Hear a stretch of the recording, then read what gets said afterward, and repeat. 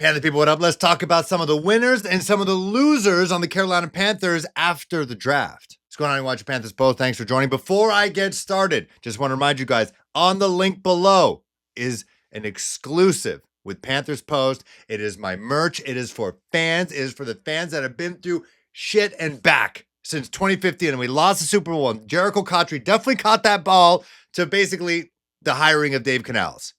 Those people who have been dealing with the animosity online, on national networks, all that stuff, this is for you. This is a shirt for you because you take a look at that Panther on the back. It is absolutely jacked. It's been working out in the offseason. It's basically Bane, born, raised in darkness, and back here to rise this year.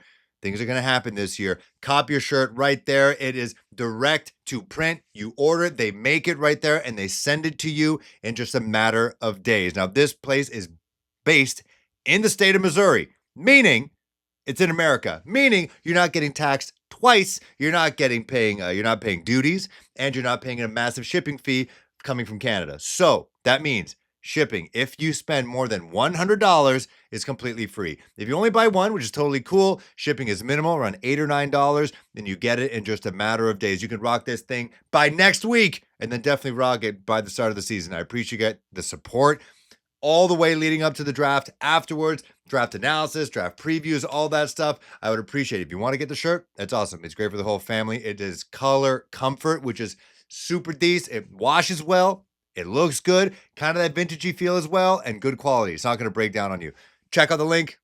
Do it. Now let's talk about some of the winners and losers post-draft, because many, not just within Panther fandom, but out there, the draft analysis community out there, I've seen nothing but glowing things, unless you're Mel Kiper, who, as we may have learned, might be certifiable right now. No disrespect to the man who literally created the modern day draft coverage, giving the Panthers, I think, a C+ draft class. Everyone else, it's like a A- at the least. PFF giving the Panthers a plus, even a spotlight in their breakthrough teams that improved the most during the offseason post-draft. So there's a good amount of talent being injected into this team, and there's going to be guys who are going to be taking advantage of it, and it's going to be good for them. Those are the winners.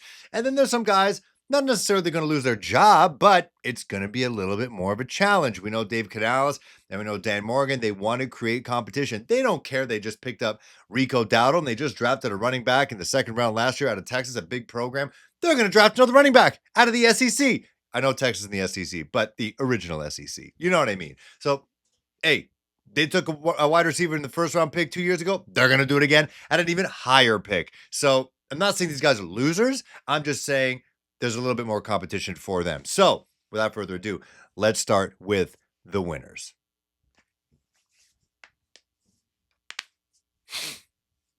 All right, one of the first winners after the draft is head coach Dave Canales. The man's a wide receiver coach, and he got exactly what he wanted. He got a big body wide receiver with a massive catch radius. Shout out to everyone who's been following the Panthers during the Kelvin Benjamin years, and I heard the term catch radius 1,000 times during draft period. Finally getting Cam Newton, a wide receiver who can get separation in the air, the 50-50 balls. Kind of doing the same thing with Tetero and McMillan. Faster dude.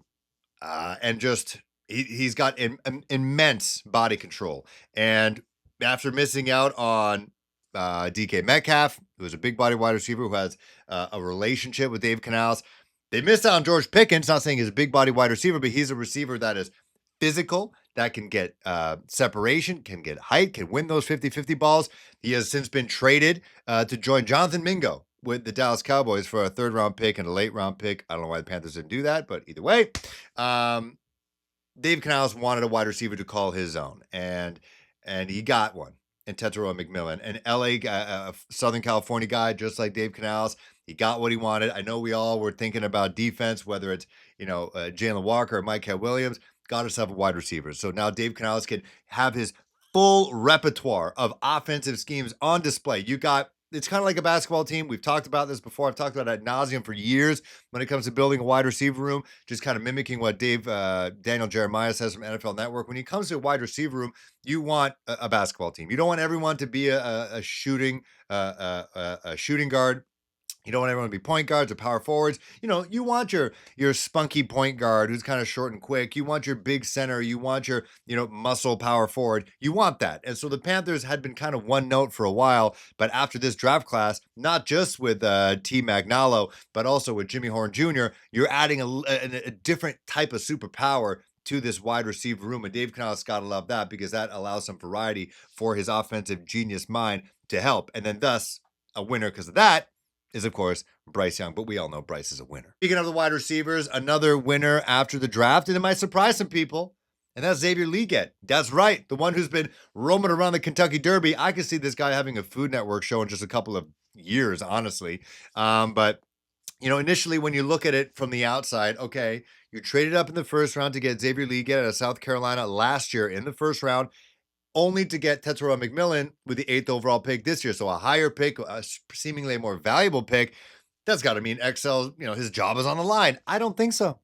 I think that this is going to help XL develop more. He's going to get a little bit more single coverage, and they can use the gifts that he has. His physicality. The man is built like Wolverine, but he's massive. Yes, I heard from the comic community. He ran very fast 40 during the combine, during the draft process. Just a little bit slower than Xavier Worthy, but 30 pounds heavier. But you're never going to be running 40 yards down the field every single play. But I think with Tetsuo McMillan, just the way that he plays and the attention that he's going to expect from defensive coordinators, it's going to open Xavier Legette out, whether it's in the slot, on the outside. He can out-muscle guys. And so I think it's going to be great for Xavier. And I also think, as an alpha that Xavier strikes me as, he probably looked in that wide receiver room when he came in last year in his rookie year and was like, I'm the best guy here. Like, I am the best guy here. So now he goes to a wide receiver room and he might not be the best guy here. He's going to have some competition from Nalo.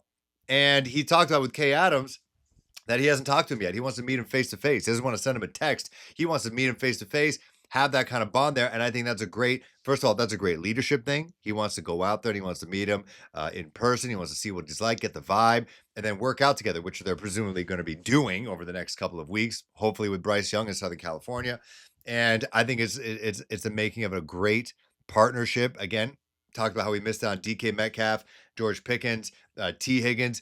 It looks like we're kind of building that a little bit on Mint Street. You got your supersized Jamar Chase and Xavier Legette, and then you got your T. Higgins and Tetsuo McMillan. So I think XL, big winner in this. Sticking with the offense here, and that's the offensive line. And again, this goes back to the additions on offense, whether it's Mitchell Evans, the massive tight end out of Notre Dame, who came back after an ACL tear and has very reliable hands.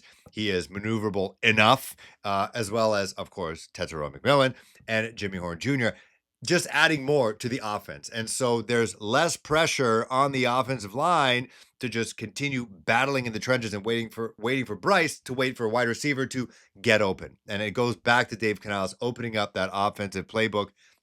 He has more options. He's got more guys to do different things. He's got Jimmy Horn to try to break the top off the defense. You got Xavier Legette, who can smash a guy in the mouth. You got Tetsuo McMillan, who could be a supersized slot. And then, of course, you got Adam Thielen, David Moore, and you got running backs. You got everything. And you got guys out there who can catch the ball out of the backfield. And so I think it's going to be great for the offensive line. Keep guys healthy. Bryce, he is a rhythm passer. And if you got guys getting open because they all do different things and you got the defense all confused and wondering where the hell to cover next, I think that's going to be good for the offensive line, which is then good for a guy like Ike Ekwonu, who's trying to get paid long term. Maybe Taylor Moton wants to extend his career with the Carolina Panthers. It's good for him. And we still don't have a full-time center. And it'll be good for whoever that may be. Just as someone who works out, I don't know if you could tell, but time under tension, it's a good thing. It's a good thing when it comes to muscles.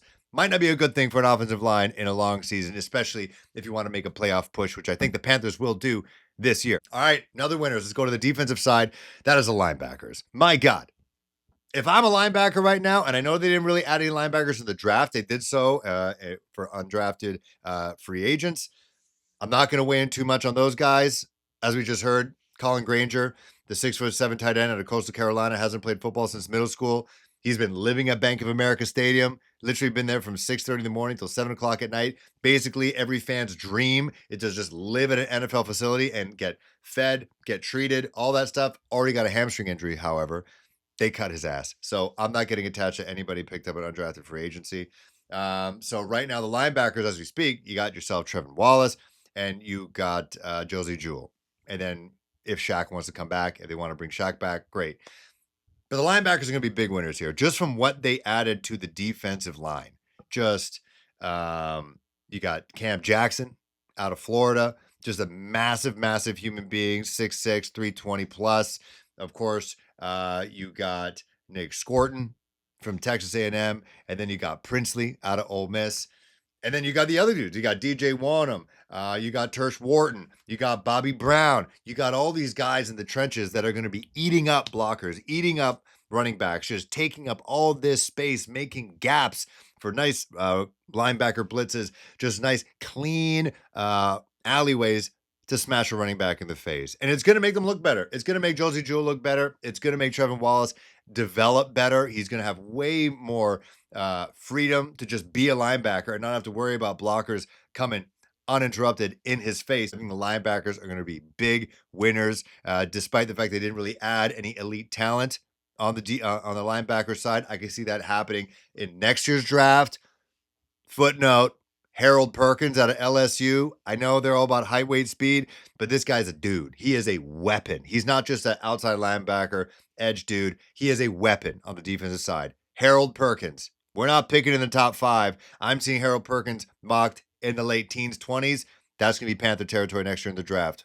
Just saying. J.C. Horn. Again, they didn't add a corner to go opposite side him. They still had Mike Jack. They paid him on a team-friendly deal. But again, it goes back to the trenches. If you're going to be putting pressure on the quarterback, you're going to be smacking the quarterback. You see the win rates off the edge out of these rookies in Scorton and Princely. You know, they're going to make the quarterback rush, make stupid decisions, tip balls. Again, Cam Jackson, who's going to be a rotational guy in the middle, get a massive human being. He's going to get his hand on the ball. That is easy pickings, literally, for J.C. Horn. I can see J.C. having another Pro Bowl season because of that. Just like the pressure sacks that's going to happen, errant passes, you know, forcing balls out there because they don't want to get hurt. That's only going to play well in J.C. Horn's hands. Let me know what you guys think. Do you think these are going to be some of the winners on the Panthers roster after this draft class? Do you think I left somebody out? Obviously, I kind of mentioned Bryce, but I think we all know this whole draft, basically, at least on the offensive side, was centered around improving Bryce Young and seeing who he is. But let me know. Do you agree with what I'm saying? Do you think there should be more winners out there? Let me know in the comments below. Like, share, buy a shirt, and also stay tuned for the next video. I'm talking about the losers.